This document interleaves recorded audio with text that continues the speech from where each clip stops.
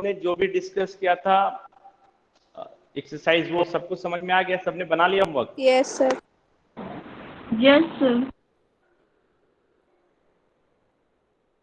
कुछ पूछना है? सर बोले थे थर्ड क्वेश्चन। हाँ, मैं बताऊंगा। उसके पहले जो भी हम लोगों ने डिस्कस किया था वो कुछ पूछना है उसमें से? No sir. Sir no sir. Okay, हाँ बोलो दुर्गा। सर सर्कल पॉइंट और रेडियस की मदद से बनता है। सर्कल जो है रेडियस और सेंटर, फिक्स पॉइंट, जो हम लोग वर्ड यूज करते थे ना, फिक्स पॉइंट को ही सेंटर कहते हैं। तो फिक्स पॉइंट, जब तक तुम फिक्स नहीं करोगे पॉइंट को, तुम कहाँ सर्कल ड्रॉ करोगे? पहले तो तुम एक पॉइंट को फिक्स करोगे ना, उसके बाद तुम रेडियस को फिक्स करोगे, तब तुम सर्कल ड्रॉ करोगे। ठीक है, तो सर्कल को ड्रॉ करने के लिए सेंटर और रेडियस चाहिए। अगर रेडियस है सेंटर नहीं है तो सर्कल नहीं ड्रॉ कर सकते, सेंटर है रेडियस नहीं है तब भी सर्कल नहीं ड्रॉ कर सकते। ठीक है दुर्गा? Yes sir. हाँ ओके।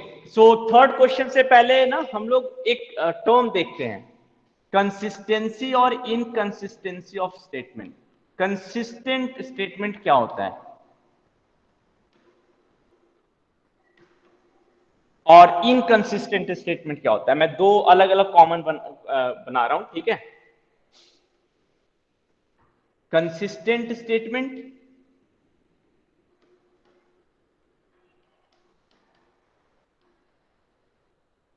And inconsistent statement.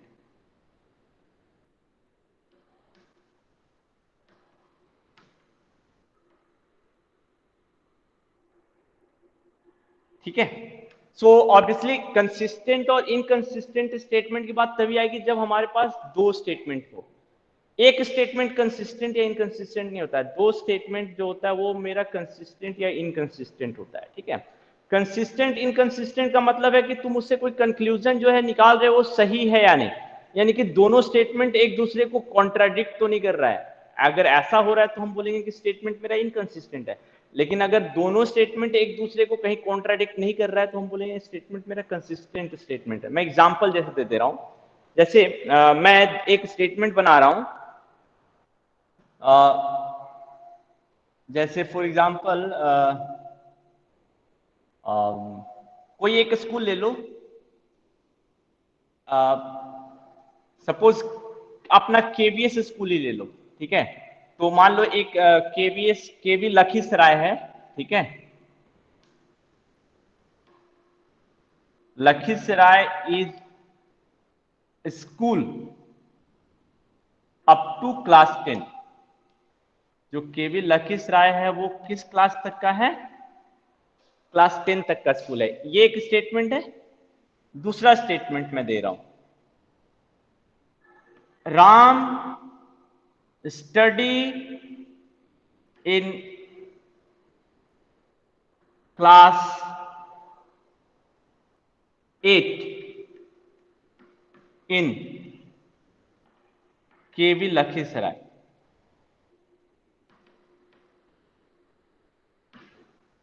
अब दूसरा स्टेटमेंट मैं इसमें दे रहा हूं, same, KV Lakhisarai is a school up to class 10 and Syam study in class 11 in KV Lakhisarai. अब तुम देखो ये दोनों स्टेटमेंट मेरा कंसिस्टेंट स्टेटमेंट है और ये दोनों मेरा स्टेटमेंट इनकंसिस्टेंट स्टेटमेंट है। समझ सकते हो क्यों ये इन दोनों स्टेटमेंट मेरा इनकंसिस्टेंट है?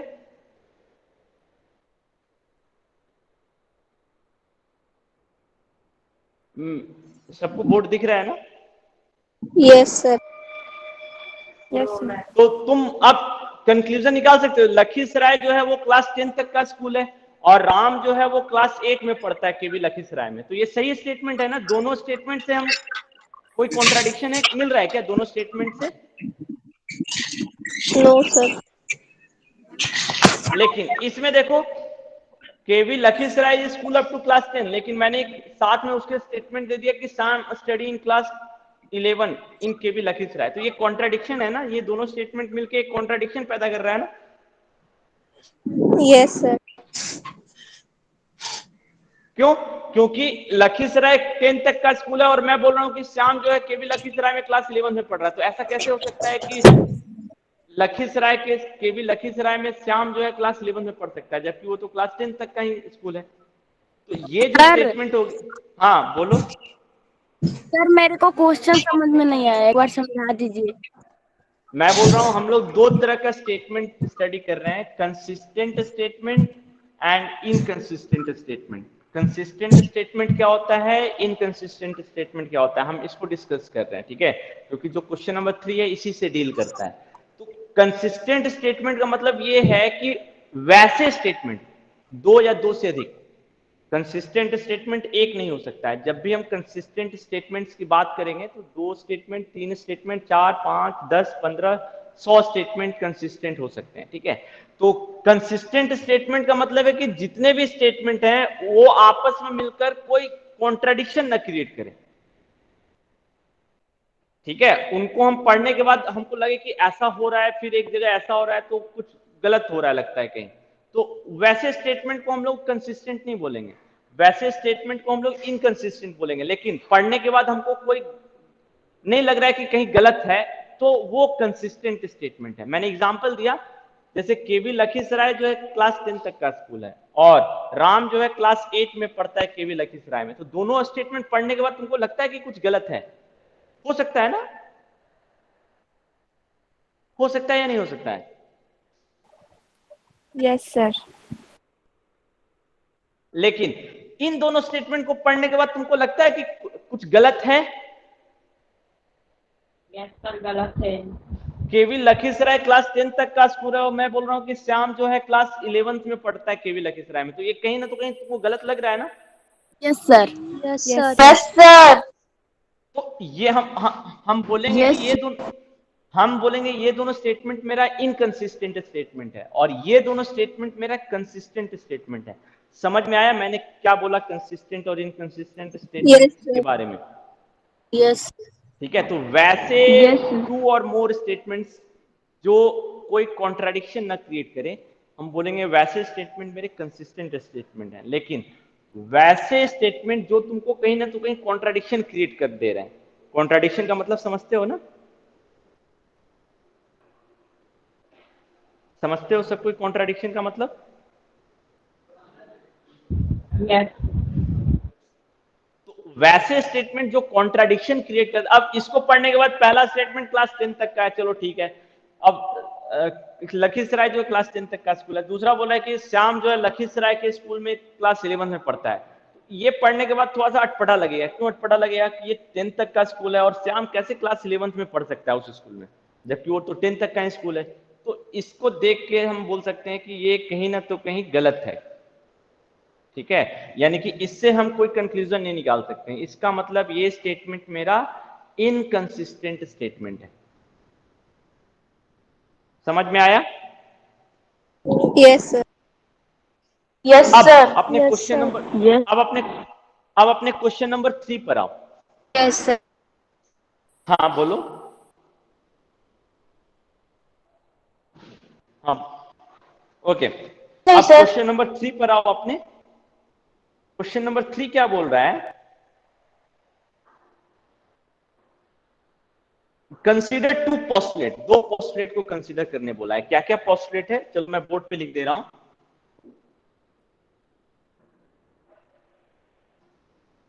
बोर्ड नहीं दिखाई दे रहा है। सर अरे एक ब्लड मिनट एक ब्लर मिनट दिख। एक मिनट, हाँ हाँ हाँ हाँ, यस सर। एक मिनट बस, थोड़ा सा रुक जाओ।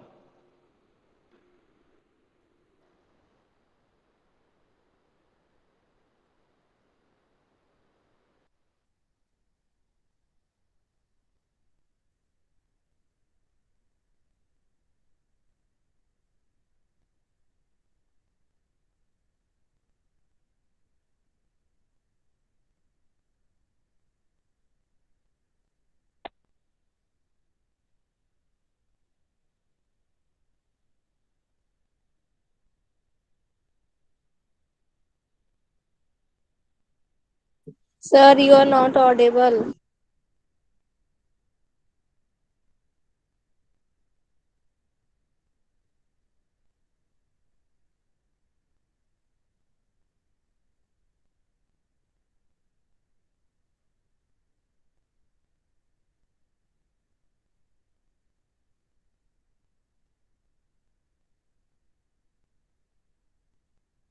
सर आपकी आवाज नहीं आ रही है। स्क्रीनिंग भी नहीं आ रही है।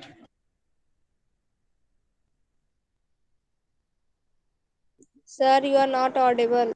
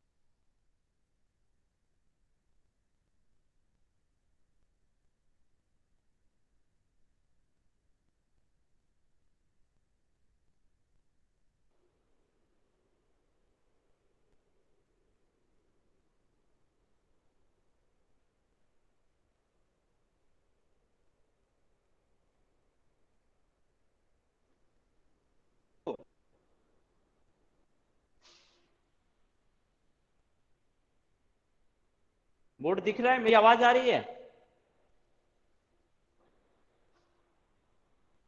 यस सर, मेरी आपकी आवाज आ रही आवाज आ रही सर सर बोर्ड नहीं दिख रहा है। है। सर आवाज आ रही है पर बोर्ड नहीं दिख रहा है। सर सर बोर्ड नहीं बोर्ड दिख पूरा रहा है। ब्लॉक दिख रहा है। बोर्ड नहीं दिख रहा है।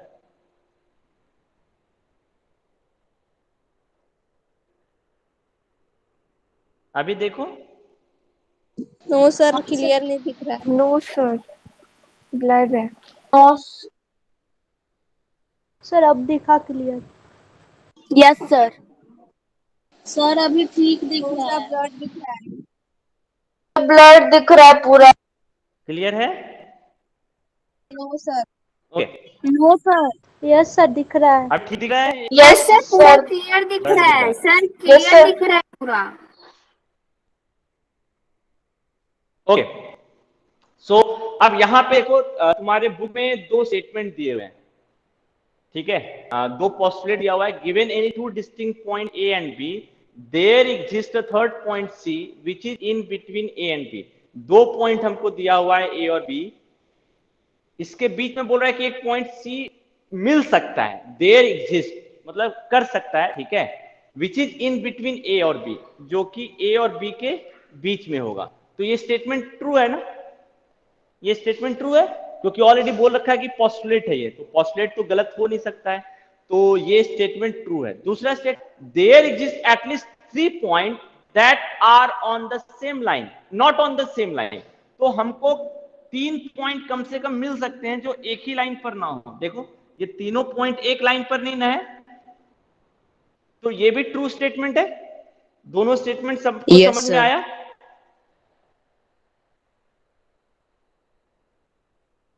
अब तुम्हारे बुक में क्वेश्चन पूछा है कि इसमें कौन कौन जो है वो अनडिफाइंड टर्म है। पहले और दूसरे पोस्टुलेट में पहला क्वेश्चन ही पूछा है ना, do this postulate contain any undefined term? क्या ये दोनों पोस्टुलेट अनडिफाइंड टर्म को कंटेन करता है?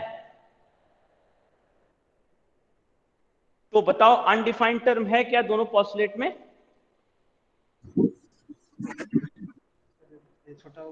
सर पहला में पॉइंट। अभी नहीं पढ़ेंगे, पॉइंट, हाँ ठीक है, पॉइंट। इसमें अनडिफाइंड टर्म तुम्हारा क्या है? पॉइंट। और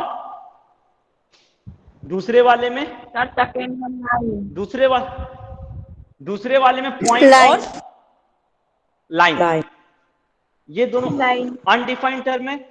तो अनडिफाइंड टर्म क्या है तुम्हारे पोस्टुलेट में, वो सबको समझ में आया? तो इसको डिफाइन कर सकते हो यस तुम लोग? सर। Yes sir.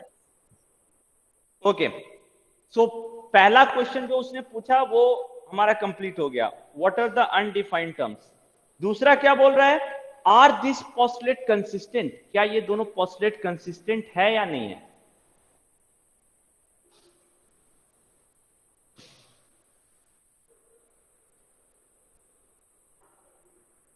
अभी कंसिस्टेंट का मतलब मैंने बताया ना तुम लोग को,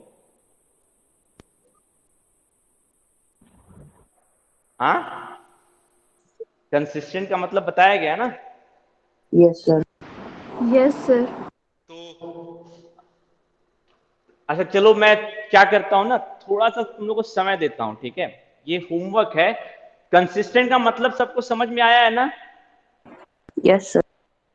सर एक बार और ठीक है, तो चलो तुम्हारा ये होमवर्क है। कंसिस्टेंट का मतलब ये है, देखो सिंपल, कंसिस्टेंट का मतलब ये है कि अगर दो स्टेटमेंट एक दूसरे को कॉन्ट्राडिक्ट कर नहीं कर रहा है तो दोनों स्टेटमेंट मेरा कंसिस्टेंट है। लेकिन अगर दो स्टेटमेंट एक दूसरे को कॉन्ट्राडिक्ट करेगा तो हम मेरा स्टेटमेंट इनकंसिस्टेंट होगा। मतलब उससे हमको ऐसा ना हो कि दोनों स्टेटमेंट एक दूसरे से लड़ाई करने लगे। अगर लड़ाई करने लगेगा तो वो कंसिस्टेंट नहीं है, और अगर लड़ाई नहीं कर रहा है, दोनों में दोस्ती है, तो हम बोलेंगे कि स्टेटमेंट मेरा कंसिस्टेंट है। ठीक है, तो ये तुम्हारा होमवर्क है, थोड़ा सा सोचना ये दोनों स्टेटमेंट मेरा कंसिस्टेंट है या नहीं है, ये थोड़ा सा सोचना। मैं तुमको समय दे रहा हूं, ठीक है, पहले अच्छे से दोनों का मीनिंग समझना और फिर उसके बाद मुझे बताना है कि दोनों स्टेटमेंट मेरा कंसिस्टेंट है या नहीं।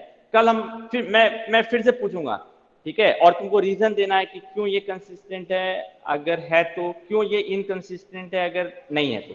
मैंने फिर से बोला कंसिस्टेंट का मतलब है दुश्मनी नहीं होनी चाहिए, दोनों स्टेटमेंट के बीच में दुश्मनी नहीं होनी चाहिए। जैसे मैंने वो अभी एग्जांपल दिया ना, केवी लखीसराय क्लास 10 तक है और श्याम जो है क्लास 11 में पढ़ रहा था, दोनों स्टेटमेंट में दुश्मनी हो गई यस। ना? नहीं हो गई? ठीक है, तो वैसा नहीं होना चाहिए। अगर वैसा हो रहा है तो स्टेटमेंट मेरा इनकंसिस्टेंट है, यानी कि कंक्लूजन हम निकाल सके अगर दो स्टेटमेंट से तो कंसिस्टेंट है, और अगर कंक्लूजन नहीं निकाल सके तो स्टेटमेंट मेरा इनकंसिस्टेंट है। क्योंकि तुम देखो केवी लखीसराय क्लास 10 तक का स्कूल है और श्याम जो है क्लास 11 में पढ़ रहा है, तो तुम इससे कोई कंक्लूजन निकाल सकते हो क्या? नहीं निकाल सकते ना, तुम कंफ्यूजन में रहोगे। एक साइड बोलता है कि श्याम क्लास 11 में पढ़ता है लखीसराय के स्कूल केंद्रीय विद्यालय में, और दूसरी साइड बोलता है कि केंद्रीय विद्यालय क्लास 10 तक का स्कूल है, तो तुम कंफ्यूजन में रहोगे ना, तुम कोई कंक्लूजन नहीं निकाल सकते। तो इस केस में मेरा स्टेटमेंट क्या हो गया? इनकंसिस्टेंट हो गया। समझ में आया कंसिस्टेंट इनकंसिस्टेंट क्या होता है? Yes. Yes sir. Yes sir. ठीक है, तो थोड़ा सा बैठ के सोचना कि ये दोनों स्टेटमेंट मेरा कंसिस्टेंट है या इनकंसिस्टेंट है। मैं तुम लोग को समय दे रहा हूं, ठीक है। दूसरा,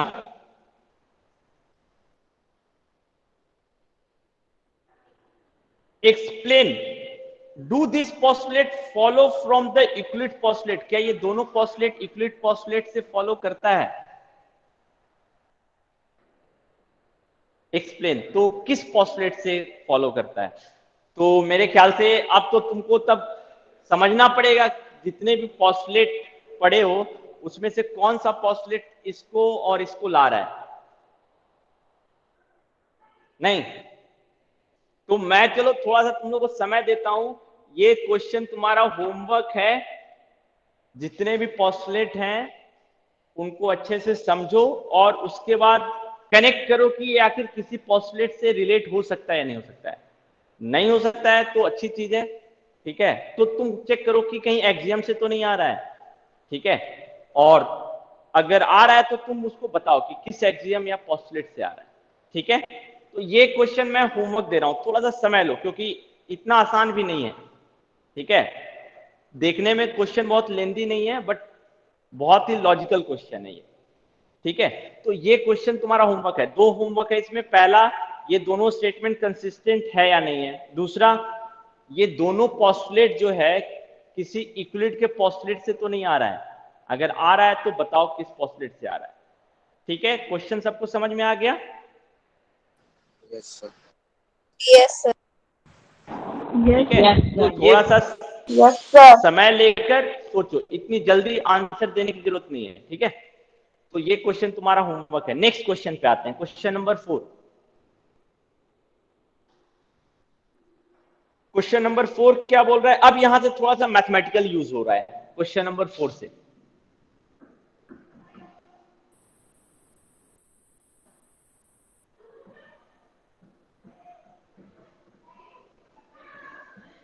क्वेश्चन नंबर 4 क्या बोल रहा है? If a point C lie between 2 point A and B, एक पॉइंट जो है सी जो है दो पॉइंट के बीच में लाई कर रहा है, ए और बी के बीच में। ठीक है, ए और बी के बीच में एक पॉइंट सी लाई कर रहा है, such that AC is equal to BC। AC जो है वो BC के बराबर है, ये गिवन है। प्रूफ करना है तुमको AC is equal to half of AB। Explain by drawing the figure, draw करके फिगर और तुमको एक्सप्लेन करना है, ये तुमको प्रूफ करना है। तो सॉल्यूशन कैसे होगा? अब ध्यान रखना, जितने भी हम क्वेश्चन सॉल्व करेंगे उसमें मुझे यूक्लिड के पोस्टुलेट का यूज या एक्सियम का यूज करना होगा। तो कैसे यूज करोगे? अब ये देखो, तुमको दिखाना है ना, AC जो है हाफ ऑफ AB है, गिवन है AC is equal to BC। तो पहला AC और BC बराबर है, मुझे AB चाहिए, तो हम क्या करते हैं, और AC चाहिए, तो हम दोनों साइड AC ऐड कर देते हैं। हमने कौन सा यूक्लिड पोस्टुलेट यूज किया बताओ, या एक्सियम यूज किया? कोई बता सकता है? If equal things the equal. then holes are equal. Axiom number second नहीं होता है, सेकंड एक्सियम नहीं होता है, मैंने पहले ही बोला है। एक्सियम का कोई नंबर नहीं है, तुमको स्टेटमेंट देना पड़ेगा एक्सियम का। ठीक है, पोस्टुलेट का नंबर है।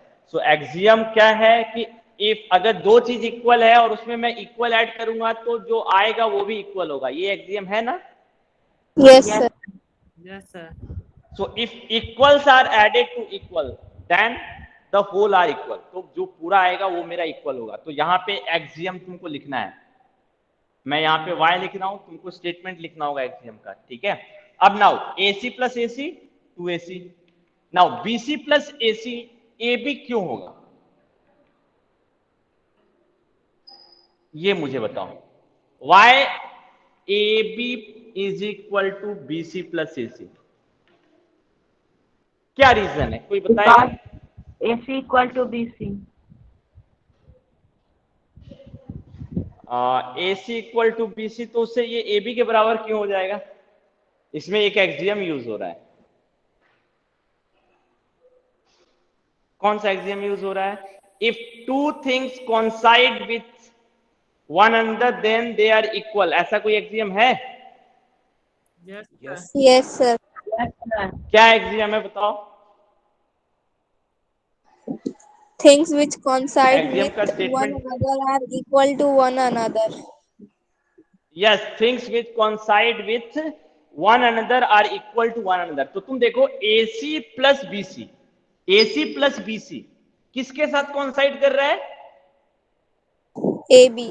AB के साथ। के साथ। इसका मतलब दोनों क्या होगा? इसका मतलब हम AC प्लस BC को क्या लिख सकते हैं? AB लिख सकते हैं ना। Things with coincide with one another are equal to one another, अगर दो चीज, एक चीज दूसरे के साथ कोइंसाइड कर रही है, तो यहाँ एक चीज क्या है? AC प्लस BC, ये किसके साथ कोइंसाइड कर रहा है? AB के साथ। तो हम बोलेंगे कि AC प्लस BC जो होगा वो AB के बराबर होगा। तो इसको हम AB लिख रहे हैं, क्यों लिख रहे हैं? Because of the axiom. लिख सकते हो axiom? Yes sir. Yes sir. Yes sir. So now 2AC is equal to AB. So 2AC is equal to AB. So now we can say na AC is equal to half of AB. आ गया? So इसमें दो axiom use हुए ना, दो axiom use हुए, एक axiom यहां पे यूज हुआ, दूसरा एक्सियम यहां पे यूज हुआ। So प्रूफ हो गया AC equal to half of. तो ये चीज अब तुमको करना है। देखो तुम लोग ये क्लास 7-8 से करते आ रहे हो, तो कितना इजी था। उस वक्त हम लोगों ने कोई रीजन नहीं दिया था कि आखिर हम ऐसे क्यों लिखेंगे, ऐसे क्यों लिखेंगे। अब तुमको रीजन देना पड़ रहा है। तो अब जो है ये क्वेश्चन थोड़ा सा टिपिकल हो गया इस सेंस में, हो गया ना। सॉल्यूशन सबको समझ में आया, कैसे सॉल्व करना है यूक्लिड एक्सियम से प्रॉब्लम को? Yes. ठीक है, सो ये हमारा था क्वेश्चन नंबर 4। अब क्वेश्चन नंबर 5 पे आते हैं। क्वेश्चन नंबर, हाँ बोल। सर AC प्लस AC क्यों किए हैं? AC प्लस AC क्यों किए हैं? हमको दिया हुआ है AC इक्वल टू BC और हमको प्रूफ क्या करना है, AC जो है वो हाफ ऑफ AB के बराबर है। ठीक है, तो तुम खुद सोचो कि AC is equal to half of AB के बराबर करना होगा और दिया हुआ है AC और BC, तो तुमको क्या चाहिए, AC चाहिए और AB चाहिए, BC नहीं चाहिए ना। इसका मतलब ये हुआ ना। Yes, sir. तो तुम कैसे लाओगे? तुम खुद से सोच सकते हो कि अगर मैं दोनों साइड AC ऐड कर दूं तो AC रह जाएगा और BC प्लस AC किस में कन्वर्ट हो जाएगा, AB में कन्वर्ट हो जाएगा। Yes sir. तो जो मेरा रिक्वायरमेंट है वो आ गया, लेकिन अब हम जो भी स्टेटमेंट लिख रहे हैं उसके पीछे हमको रीजन देना पड़ेगा कि ऐसा क्यों होगा। पहला, हमने दोनों साइड AC ऐड किया, तो क्यों AC ऐड करने के बाद ये क्यों बराबर रहेगा। Now you have to tell the reason. So Euclid axiom है, अगर दो चीज इक्वल है तो दोनों इक्वल चीज में अगर हम इक्वल चीज ऐड करेंगे तो जो होल आएगा वो भी मेरा इक्वल होगा, ये यूक्लिड एक्सियम है, तो हमने उस यूक्लिड एक्सियम का यूज किया। दूसरा, अब BC प्लस AC को हम AB लिख सकते हैं, क्यों लिख सकते हैं, ये भी यूक्लिड एक्सियम बोलता है कि अगर दो चीज एक दूसरे के साथ कॉन्साइड कर जाती है तो दोनों चीज क्या होगी, इक्वल होगी। तो AC प्लस BC जो है AB के साथ कॉन्साइड कर रहा है, इसीलिए हम बोल सकते हैं कि BC प्लस AB किसके बराबर, BC प्लस AC किसके बराबर होगा, AB के बराबर होगा। तो इसके पीछे भी हमको रीजन देना पड़ेगा। यूक्लिड एक्सियम समझ में आया? Yes sir. Yes sir. IUC क्या हुआ बोलो, IUC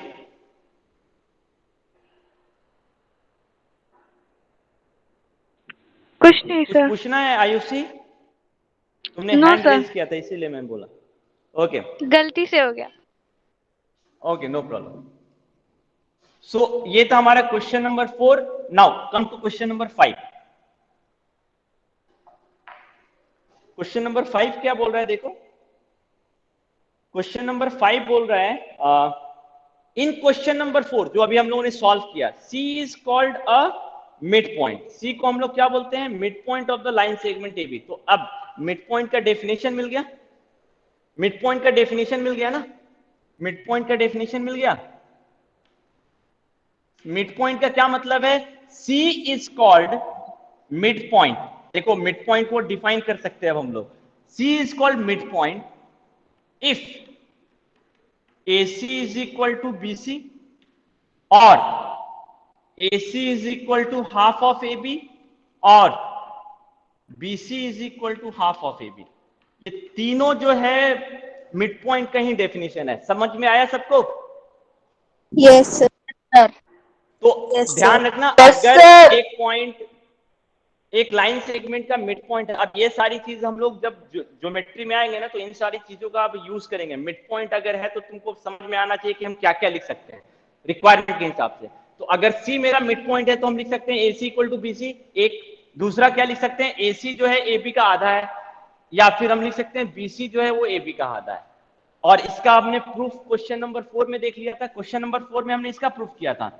तुम इसका प्रूफ भी कर सकते हो ना सेम मेथड से? Yes, sir. ठीक है, तो ये ध्यान यस रखना। सर। इसी तरह तुम देखो अगर मान लो PQ है, R मिड पॉइंट है, if R is mid point तो क्या क्या कंक्लूड कर सकते हो बताओ? PR is equal to RQ। और क्या लिख सकते हो? PR is equal to 1/2 PQ। और क्या लिख सकते हो? RQ is equal to 1/2 half PQ। तो अगर तुमको ध्यान है कि मिड पॉइंट का क्या डेफिनेशन है तो हम ये तीनों चीज डायरेक्टली अब लिख सकते हैं। ठीक है, सो हम लोग आगे जब नेक्स्ट ज्योमेट्री के चैप्टर्स में जाएंगे ना, लाइंस एंड एंगल्स, ट्रायंगल्स, तो उसमें हम मिड पॉइंट के इस डेफिनेशन का डायरेक्ट यूज करेंगे। ठीक है, सो क्वेश्चन नंबर 5 में एक चीज बोला कि मिड पॉइंट का डेफिनेशन हम लोग जान गए, what is mid point. Next उसमें क्या पूछ रहा है, prove that every segment has one and only one mid point. Okay, so एक लाइन सेगमेंट का एक ही मिड पॉइंट होगा, यानी कि ए बी का अगर सी मिड पॉइंट है तो कोई और दूसरा मिड पॉइंट नहीं हो सकता है। क्वेश्चन सबको समझ में आया? एक लाइन सेगमेंट का एक ही मिड पॉइंट हो सकता है, जो बीच वाला पॉइंट है वो एक ही हो सकता है, दो नहीं हो सकते हैं या तीन नहीं हो सकते हैं। क्वेश्चन सबको समझ में आया? Yes, sir. यस सर समझ गई। ओके, सो अब यस सर। इसको कैसे प्रूफ करेंगे? सो मैथ्स में एक मेथड है, अब तुम लोग को वो मेथड रेगुलरली यूज करना पड़ेगा, कॉन्ट्राडिक्शन का मेथड। यानी कि कॉन्ट्राडिक्शन का मेथड क्या बोलता है कि अगर हमको किसी चीज को प्रूफ करना है तो हम मान के चलेंगे कि ऐसा नहीं होता है। अगर कोई चीज सही है और मान ले कि ऐसा नहीं होता है, तो मैथ्स में अगर कोई चीज को हम गलत मान के चलेंगे जबकि वो सही है, तो अंत में हमको कुछ गलत रिजल्ट मिलेगा, मैथमेटिकली कुछ गलत मिलेगा। तो अगर मैथमेटिकली कुछ गलत मिलेगा, इसका मतलब क्या है? हमने जो माना है वो गलत है, तो इसका मतलब जो क्वेश्चन दिया हुआ है वो सही है। ये एक मेथड है मैथ्स में प्रूफ करने का किसी चीज को।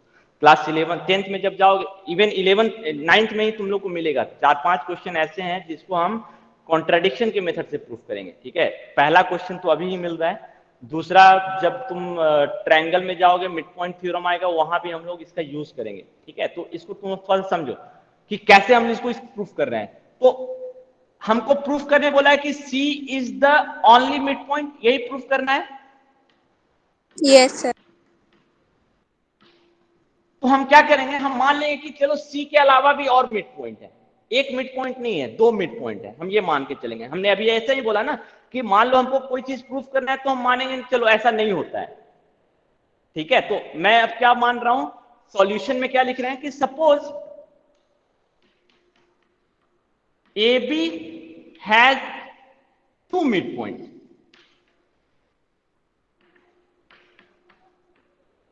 AB के पास दो मिड पॉइंट है और call it as C and D and call it as C and D। तो तुम देखो, ऐसा तो तुमको ही पता है कि ऐसा नहीं हो सकता है, लेकिन हमने मान लिया क्योंकि हमको प्रूफ करना है। तो अब हम गलत चीज मान के चल रहे हैं, तो जो रिजल्ट आएगा वो मेरा सही आएगा या गलत आएगा? कुछ कॉन्ट्राडिक्शन आएगी ना, गलत आएगा सर। गलत आएगा। कुछ गलत आएगा। तो हम उस गलत गलत रिजल्ट को आएगा। देख के बोल सकते हैं कि जो, हाँ, तो उस गलत रिजल्ट को हम देख के बोल सकते हैं कि जो हमने माना है वो गलत है। तो हमने जो माना है वो गलत है, इसका मतलब जो दिया हुआ है वो सही है। मेथड सबको समझ में आया? What is contradiction method? Yes sir. ठीक है, सो ये मैथ्स में किसी स्टेटमेंट को प्रूफ करने का ये एक बहुत ही स्ट्रॉन्ग टूल है, by contradiction method. So suppose AB has two mid point, call it as C and D। तो अब मिड पॉइंट का डेफिनेशन हम जानते हैं, C is mid point. So now what can you से? AC is equal to BC, AC is equal to half of AB and BC is equal to half of AB। ये हम लिख सकते हैं ना, मिड पॉइंट का तो यही डेफिनेशन है। Yes sir. Yes sir. अब इसी तरह हमने माना है कि D भी मेरा मिड पॉइंट है, हम ये भी माने हैं कि D भी मेरा मिड पॉइंट है। तो D भी मेरा मिड पॉइंट है, किसका मिड पॉइंट है? AB का। तो हम क्या लिख सकते हैं, AD is equal to DB लिख सकते हैं। Yes sir. AD is equal to half of AB लिख सकते हैं and BD is equal to half of AB लिख सकते हैं। कोई दिक्कत? No sir. ओके, अब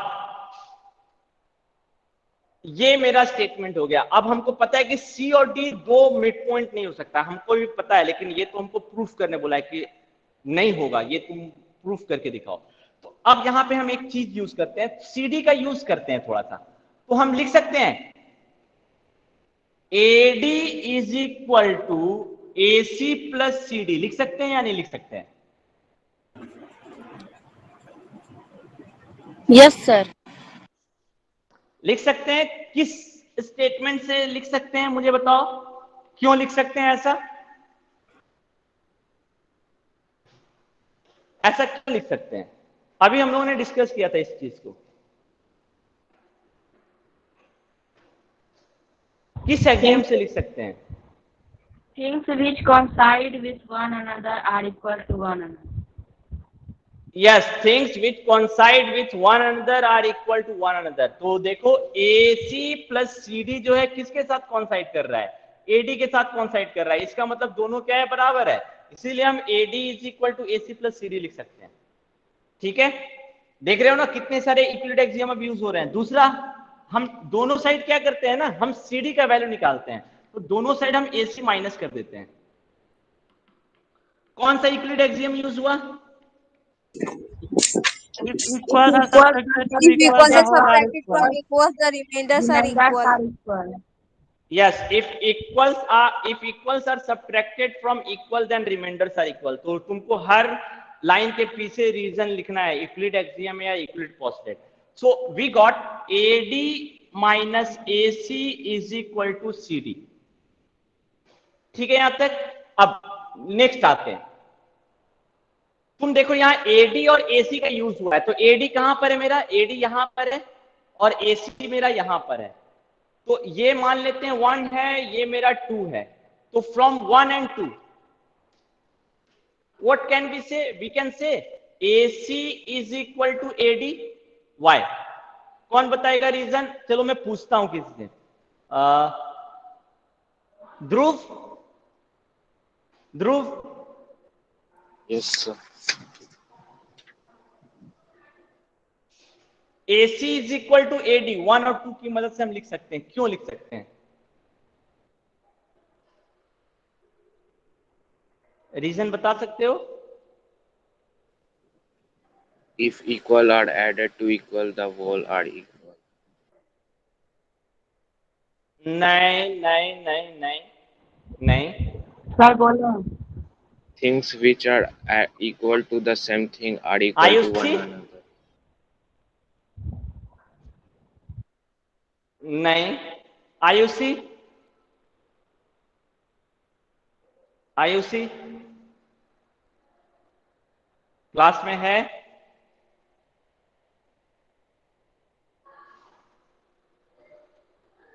मेधा?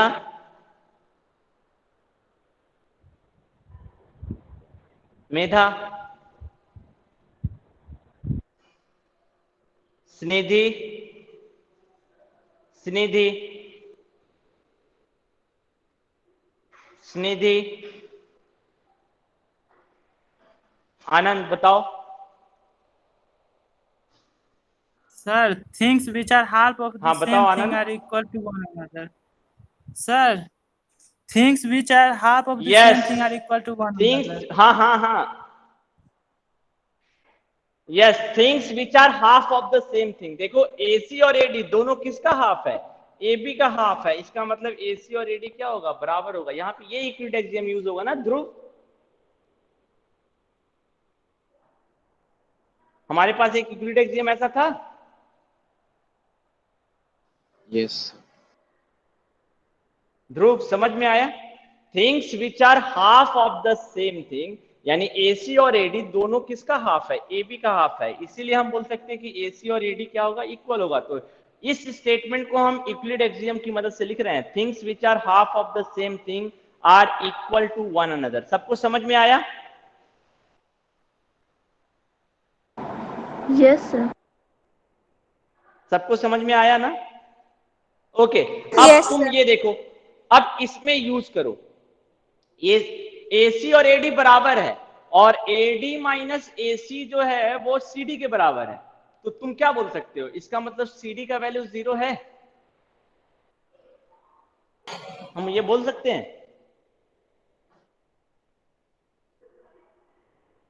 हम ये बोल सकते हैं या नहीं? हम ये बोल सकते हैं कि AD माइनस AC CD के बराबर है और AC और AD बराबर है, then the value of CD will be equal to 0। Can we make this statement? Yes, sir. आया समझ में सबको? ये बात सबको समझ में आई या नहीं? तो तुम अब देखो, हमने तो C और D को अलग अलग पॉइंट माना था। देखो कॉन्ट्राडिक्शन आ गया। हमने तो C और D को अलग अलग पॉइंट माना था, बट यहाँ पे क्या बोल रहा है कि CD का लेंथ 0 है। तो CD का लेंथ 0 होने का क्या मतलब है?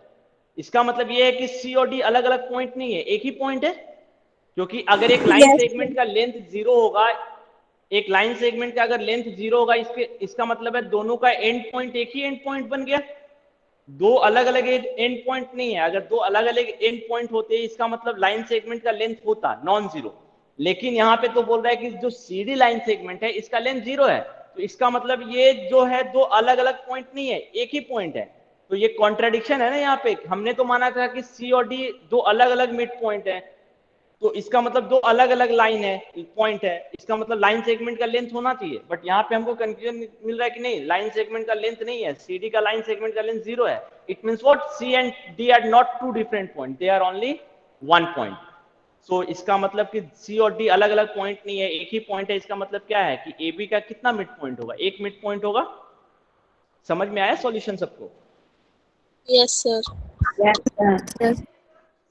तो नीचे में सिर्फ लिखना ये पड़ेगा कि C and D are one point, एक ही पॉइंट है, they are not distinct point.